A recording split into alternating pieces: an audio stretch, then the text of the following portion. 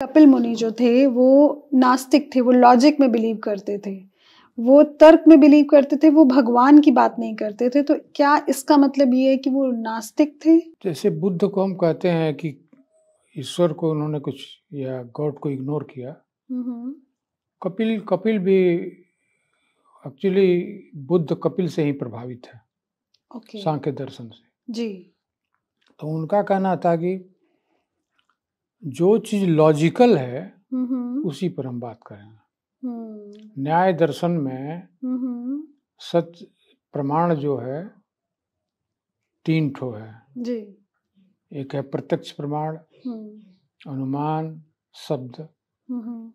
तो शब्द को नहीं मानते। शब्द का मतलब कि कोई कहते तो कोई अथॉरिटी बोलता है उसको मान लीजिए। जी जी। वो 2 ही चीज मानते थे, प्रत्यक्ष में, अनुमान में। पर लॉजिकल है तो मानेंगे। दूसरी बात है कि ईश्वर को इग्नोर करने का, कि ब्रह्म जो है so creator of the universe है। जी। और सांख्य दर्शन में यूनिवर्स के क्रिएशन की बात ही नहीं है। ओके। वो है कि ये बराबर से प्रकृति है। तो सांख्य दर्शन जो कपिल मुनि जी ने लिखा कपिल हुआ मुनि का है, हाँ। अच्छा, उसमें वो बात नहीं कर रहे हैं। हाँ, वो क्रिएशन को मानते ही नहीं। वो कहते हैं कि ये प्रकृति जो है ये सनातन है, अनादिकाल से चल रही है। अनादिकाल से है। तो इस कारण से, लेकिन इतना गहरा दर्शन है सांख्य का कि सांख्य दर्शन में अब समझिए कि कृष्ण खुद कहते हैं कि सिद्धा नाम कपिलो हम। वो सिद्ध लोग हैं, हाँ, उनमें कपिल में हम हूँ। और उपनिषद भी कहता है, कपिल का नाम ऋग्वेद में भी आया है। उपनिषद में कहता है कि पहले जो ज्ञान का प्रकाश हुआ उसको कपिल मुनि ने देखा। अब समझ जाइए। तो आपको गीता भी लगेगा कि कपिल के बहुत दर्शन से प्रभावित है। हाँ, क्योंकि अब तक तो हमें यही पता है कि भाई कपिल मुनि सनातन धर्म को मानने वाले थे या भगवान को मानने वाले थे। 6 स्कूल्स ऑफ फिलॉसफी में कपिल मुनि ईश्वर की बात नहीं की या ब्रह्म की बात नहीं करते हैं सांख्य दर्शन में। लेकिन उनसे प्रभावित जो दर्शन है, जैसे कि कृष्ण भी बोलते हैं, गीता में देखिएगा कि त्रिगुण की बात करते हैं, सत्य रज तम की बात करते हैं। एक कपिल की ही देन है। जी जी। प्रकृति भी त्रिगुणी है। अच्छा, जो सतज रजस और तमस है। हाँ, उसकी बात तो करते हैं कि प्रकृति त्रिगुणी है। उन्होंने साफ लिखा है, जो दर्शन है उनका, कि श्लोक है एक ठो कि पुरुषः प्रकृतिस्थ ही प्रकृति जान गुणान भुक्त्वा भुक्त्वा प्रकृति जान गुणान। यही दर्शन की पुरुष जो है, माने आत्मा जो है, प्रकृति से मिलके, प्रकृतिस्थ, प्रकृति से मिलके उसमें आके और तब गुणों का भोग करती है। ओके।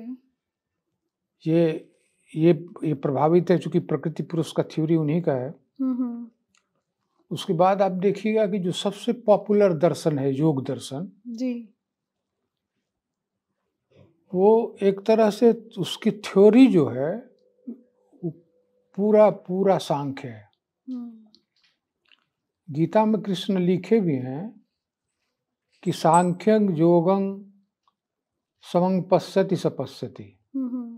माने एक ही ऐसे योग को शेश्वर सांख्य कहते हैं। अंतर यही है कि योग ईश्वर को मानता है। ओके। वही बोले ना कि ईश्वर प्रणिधानात् समाधि सिद्धि। जी। गीता में भी वही है, यही अंतर पड़ता है। अब पूरा योग का थ्योरी सांख्य थ्योरी है, दर्शन उनका, प्लस ईश्वर और ईश्वर से प्रेम, उसको जोड़े हैं। सांख्य इतना महत्वपूर्ण है। तो सांख्य, जैसे भगवान बुद्ध भी कुछ बोलते नहीं थे ईश्वर के संबंध में। वो कपिल के दर्शन तो, कपिल तो इतने पुराने हैं कि उनसे कोई पूछने वाला भी नहीं। बुद्ध से तो बहुत लोग पूछता भी था। हाँ, बिल्कुल बिल्कुल। बुद्ध से तो पूछा जाता था कि हाँ। उस ईश्वर की बात नहीं किया। सांख्य दर्शन नास्तिक नहीं कहा जा सकता, इसलिए कि जब पुरुष की बात करता है, हाँ, आत्मा की बात कर रहे हैं आत्मा वो। की बात करता है हाँ, और उसके परफेक्शन की बात करता है, एग्जैक्टली। क्योंकि सांख्य भी समाधि की बात करता है। हम्म। अब उनका एक सिद्धांत था कि तर्क संगत बात ही मानेंगे, हाँ, लॉजिकली मानेंगे जिसको प्रूव लॉजिकल किया जा मानेंगे। सके। हाँ, ब्रह्म उस कैटेगरी में आते नहीं थे, तो चुपचाप लगा गया, कुछ बोला नहीं। उन्होंने ये नहीं कहा कि चरवाक जैसा, ये नहीं कहा जी ईश्वर है नहीं, कुछ बोला नहीं। है नहीं। हाँ, तो कपिल मुनि का बहुत बड़ा महत्व है दर्शन में। 6 स्कूल्स ऑफ इंडियन फिलॉसफी जो है उसमें सांख्य आता है।